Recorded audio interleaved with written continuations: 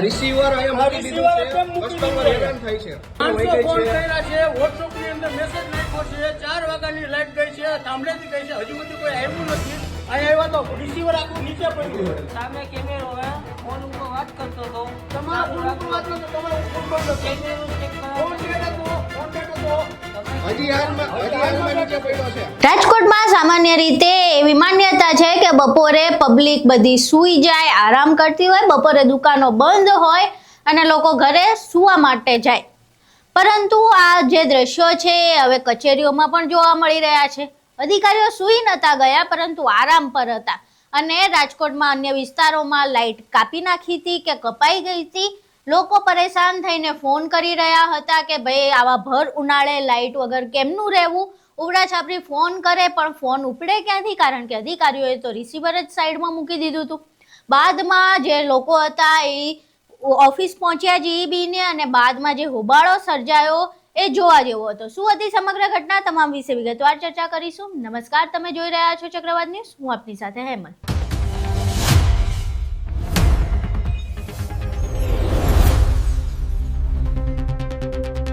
રાજ્યભરમાં ઉનાળો શરૂ થઈ ગયો છે અને ઉનાળો શરૂ થતાની સાથે જ કાઠિયાવાડમાં ને ખાસ કરીને રાજકોટમાં એવું જોવા મળે કે બપોરે લોકો આરામ કરવા ઘરે જતા રહે.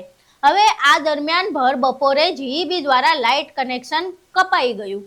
લાઇટ હતી નહીં એટલે લોકો ઉકળામણમાં રોષે ભરાયા. ઉપરા છાપરી જીઈબીની ઓફિસમાં ફોન કરવામાં આવ્યા કે ભાઈ લાઇટ શા માટે કપાઈ છે ને ક્યાં સુધીમાં આવશે, પરંતુ ફોન લાગે છે નો, કારણ કે જીઈબીની ઓફિસમાં જે અધિકારીઓ બેઠા હતા તેમણે જે ફોનનું રિસીવર હતું એ જ નીચે મૂકી દીધું હતું એટલે ફોન લાગે જ નહીં. જનતાની વાત પહોંચે તો એનું સોલ્યુશન કરવાની વાત આવે ને. બાદમાં ફોન ના ઉપડતા ફોન લાગ્યો જ નહીં એટલે જે સ્થાનિક લોકો હતા તે રોષે ભરાયા અને સીધા જ સોરઠિયાવાડી સબ ડિવિઝનની ઓફિસે પહોંચી ગયા. ઓફિસે પહોંચ્યું તો જોયું કે જે અધિકારીઓ હતા એ બેઠા બેઠા માવો ઘસતા હતા અને રિસીવર નીચે પડ્યું હતું એટલે ફોન લાગતો નહોતો. બાદમાં જે સ્થાનિક લોકો હતા તે રોષે ભરાયા અને આખા હોબાળાનું દ્રશ્ય સર્જાયું. અહીં એ દ્રશ્ય જોઈએ જેમાં અધિકારીઓ અને જે સ્થાનિક લોકો છે એ વચ્ચે બોલાચાલી થઈ રહી છે અને આખો હોબાળો સર્જાયો. વાગ્યાની વાત છે. હસનવાડી શેરી નંબર 2. હાલો. રિસીવર અહીંયા મૂકી દીધું છે, કસ્ટમર હેરાન થાય છે. આ ભાઈ પોતે 500 ફોન કર્યા. શું કે જીઈબી ની લાઈટ તમારી ઘરે વહી 500 ગઈ ફોન છે. કર્યા છે, WhatsApp ની અંદર મેસેજ નાખ્યો છે, 4 વાગ્યાની લાઈટ ગઈ છે, થાંભલેથી ગઈ છે, હજુ સુધી કોઈ આવ્યું નથી.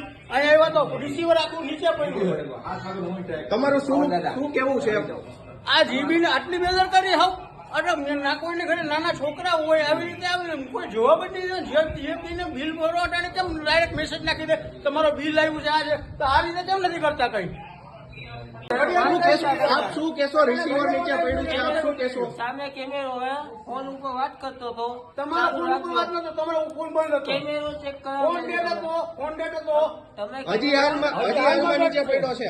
7 વાગ્યાનો હું ટ્રાય કરું. હું 4 વાગ્યાના ટ્રાય કર્યા. 500 ફોન કર્યા, કેટલા 500 હું લિસ્ટ બતાવું. કાંઈ વાંધો નહીં.